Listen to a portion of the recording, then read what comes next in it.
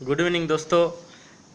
आज मैं लेके आया हूँ कुंभ लगन कुंभ राशि वालों के लिए 2021 कैसे जाने वाला है, इसका जो भविष्य फल है इसके बारे में आज हम लोग डिस्कस करेंगे। देखिए, कुंभ लगन जो है बहुत यूनिक लगन है, क्योंकि शनि जो है कुंभ लगन में 12वें घर का भी मालिक होता है और लगन का भी मालिक होता है। ऋषि पराशर ने इसलिए कुंभ लगन को बहुत प्रायोरिटी दिया है। ये बहुत खास लोगों को ही कुंभ लगन मिलती है, मतलब ये लोग कुछ अलग तरीके के होते हैं। आप इनको दार्शनिक के तरह देख सकते हैं, बहुत बड़े बड़े साइंटिस्ट होते हैं कुंभ लगन वाले। आर्ट के फील्ड में, इंडस्ट्री या फिल्म इंडस्ट्री में भी आप इनको देख सकते हैं, बहुत अच्छा ये करते हैं। कुछ अलग तरीके का लोग होते हैं कुंभ लगन वाले। कुंभ लगन वालों का प्लैनेट जो उनका रूलिंग प्लैनेट है, जो उनको रूल करते हैं, वो है शनि। 11 नंबर से लगन शुरू होता है आपका। और इनका मित्र ग्रह कौन कौन सा है? सबसे ज़्यादा योग कारक है शुक्र कुंभ लगन में, उसके बाद है बुध, और उसके बाद अगर कोई ग्रह कुंभ लगन वालों को अच्छा फल देता है वो है राहु। बृहस्पति भी कुंभ लगन वालों में जो है दो बहुत अच्छा घर का मालिक है। एक तो एकादश भाव जिससे हम इनकम लाभ को देखते हैं, और दूसरा कौन सा? सेकेंड हाउस, जिससे हम लोग धन संपत्ति और परिवार को देखते हैं। ये दोनों का मालिक है। तो बृहस्पति भी मिला जुला अच्छा परिणामी कुंभ लगन वालों को देते हैं। मंगल जो है इनका 10वें स्थान का मालिक है और 3rd हाउस का मालिक है। 10वें स्थान का मालिक होने की वजह से मंगल भी कुंभ लगन वालों को, हालांकि शनि का ये शत्रु है, एनिमी प्लैनेट है शनि का, लेकिन मंगल भी इस कुंडली में देखा गया है कि अनुमन अच्छा फल ही देते हैं। अब इसका प्लेसमेंट देखना पड़ेगा कि मंगल कैसे बैठा हुआ है। चंद्रमा बिल्कुल भी अच्छा फल नहीं देता, सूर्य भी बिल्कुल अच्छा फल नहीं देता, और केतु जो है, केतु भी कुंभ लगन वालों को उतना अच्छा फल नहीं देता। तो आइए शुरू करते हैं कुंभ लगन वालों की कुंडली कैसी बन रही है 2021 में।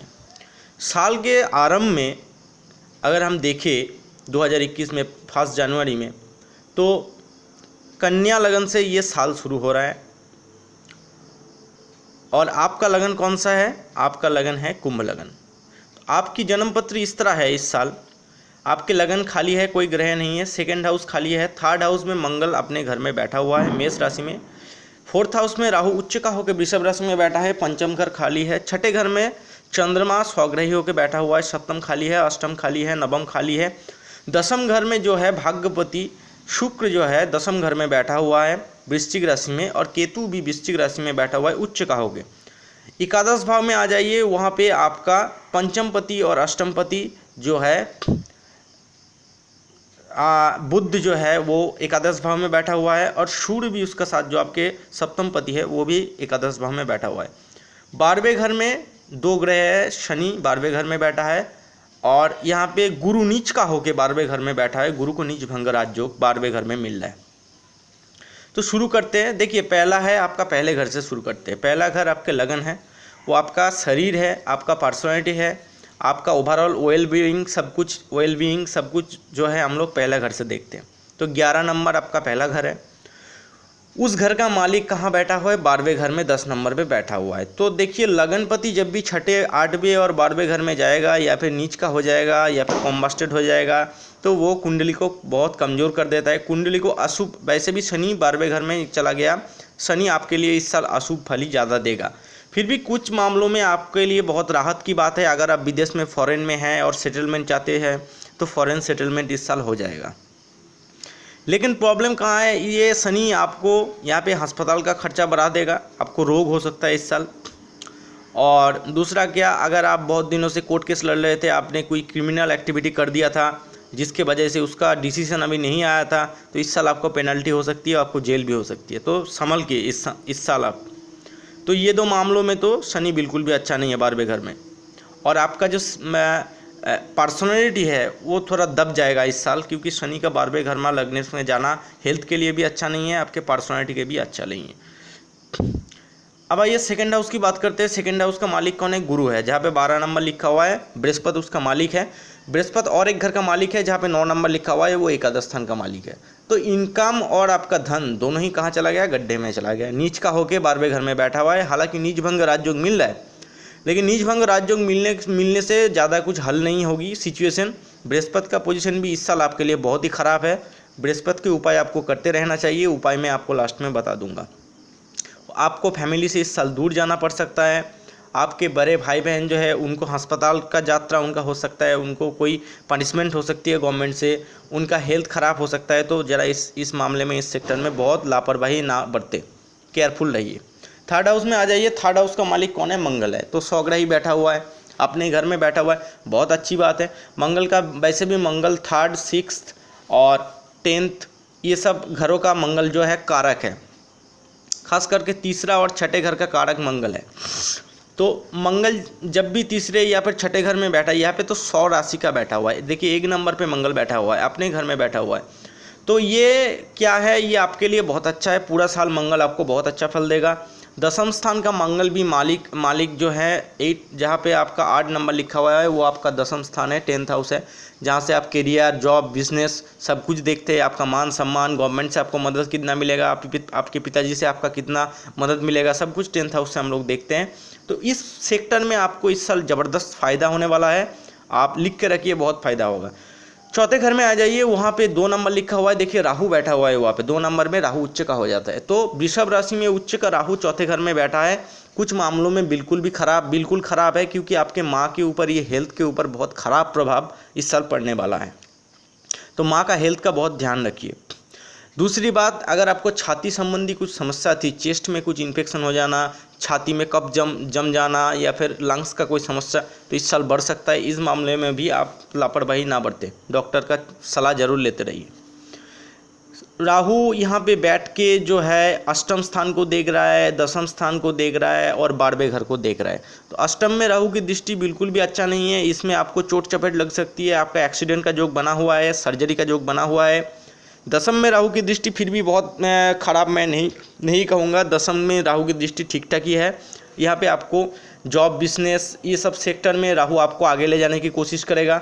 लेकिन 12वें घर में जो राहु की दृष्टि है, जहाँ पे शनि और गुरु एक साथ बैठे हुए हैं, वहाँ पे राहु की दृष्टि बिल्कुल भी अच्छा नहीं है। शनि और गुरु दोनों ही राहु से पीड़ित हो रहे हैं इस साल, इसलिए आपको राहु का रेमेडीज़ भी इस साल ज़बरदस्त करना पड़ेगा, वरना राहु से आपको नुकसान हो सकता है।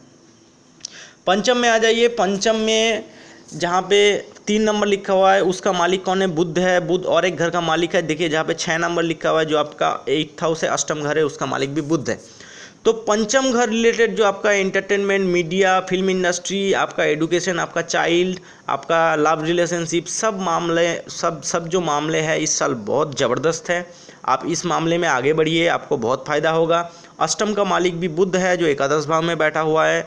तो इस साल आपको लॉटरी, पंचम, अष्टम और 11th, ये 5, 8 और 11, ये तीनों एक साथ जो कनेक्टेड हो रहा है, तो इस साल आपको अचानक धन किसी जगह से मिल सकता है। हो सकता है आप बहुत दिन से लॉटरी के बहुत शौकीन थे, लेकिन आपको लॉटरी नहीं मिला, या फिर आप सट्टा खेलते या फिर शेयर बाजार में आपने कुछ इन्वेस्ट करके रखा था। इस साल बहुत ज़बरदस्त आपको फ़ायदा वहाँ से होगा, रिटर्न भी होगा। छठे घर में आ जाइए, उसका मालिक चंद्रमा है, अपने घर में बैठा हुआ है। तो छठे घर से रिलेटेड मैटर्स में आपको बहुत अच्छा लाभ मिलेगा इस साल। हालांकि चंद्रमा का छठे घर में बैठना कुछ चीज़ों में बहुत नकारात्मक प्रभाव देता है।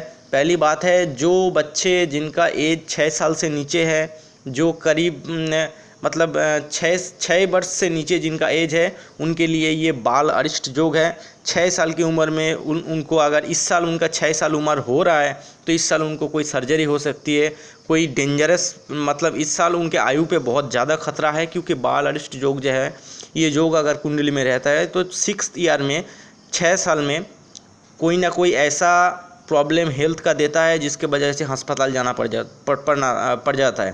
तो ये आप ज़रा ध्यान रखिए। अगर आपका कोई बच्चा है जो कुंभ लगन वाला है, कुंभ राशि वाला है, और इस साल उसका 6th ईयर उनका आ रहा है, या फिर 6th ईयर से कम उम्र के है, तो उनको इस साल अस्पताल ले जाने के लिए आपको शायद हो सकता है आपको अस्पताल ले जाना पड़े, ऐसा हालत हो जाए हेल्थ का उनका। तो ज़रा इस मामले में केयरफुल हो जाइए। सप्तम में आ जाइए। सप्तम का मालिक जो कौन है? वो सूर्य है, वो एकादश भाव में बैठ गया है। तो बिजनेस से आपको इस साल बहुत ज़बरदस्त फ़ायदा होगा।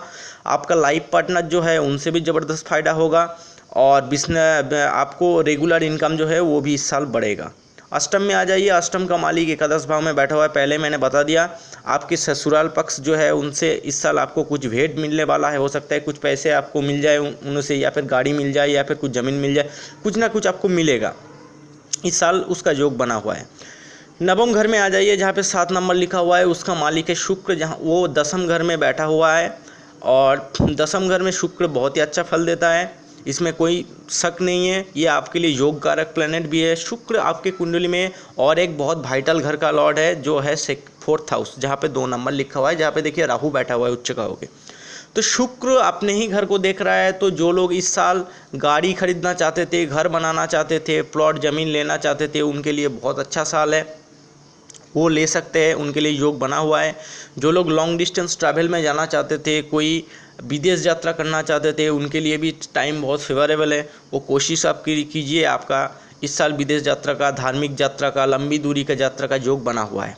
और ये होगा किस लिए? ये आपके जॉब के लिए होगा, मतलब कोई काम आप करने जाएंगे, बिजनेस ट्रैवल या फिर जॉब के लिए आप जाएंगे किसी दूर में, या फिर धार्मिक यात्रा होगा।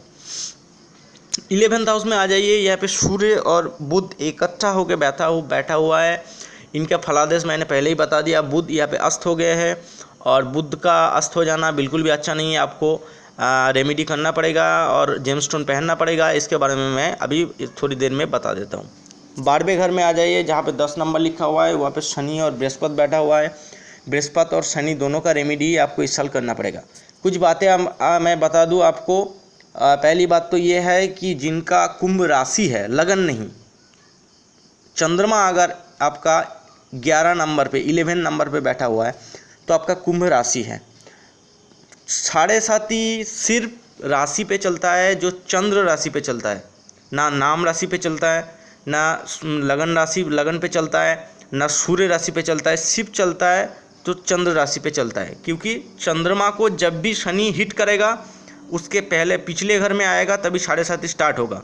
ठीक है, ये बात पूरी तरीके से समझ लीजिए। बहुत मिसकॉन्सेप्शन है। बहुत लोग कह रहे हैं कि नाम राशि से 7.5 चलता है, ऐसे मैंने देखा है यूट्यूब में या फिर इंटरनेट में भी ऐसे बहुत गलत अफवाहें फैलाया जा रहा है। उन लोगों को अभी भी ABCD पता नहीं है ज्योतिष का। नाम राशि से बिल्कुल भी 7.5 नहीं देखा जाता, ना ही लगन से देखा जाता है, ना ही सूर्य राशि से देखा जाता है। ये सिर्फ चंद्र राशि से देखा जाता है। चंद्रमा के ऊपर से शनि जब गोचर करता है, जब उसके पिछले घर में आएगा, तो 7.5 की पहले ढैया स्टार्ट होगा। जब राशि के ऊपर से जाएगा तो दूसरा ढैया होगा। जब राशि छोड़ के उसके अगले राशि में जाएगा तो तीसरा ढैया होगा। फिर अगले राशि से जब निकल जाएगा तो 7.5 खत्म हो जाएगा। तो कुंभ राशि वालों के लिए, जिनका चंद्रमा 11 नंबर पे है, उनके लिए 7.5 चल रहा है। 7.5 का पहला ढैया है आपका। तो आपको बहुत सावधान रहिए, क्योंकि 7.5 के पहले ढैया आपसे गलत डिसीजन करवाएगा।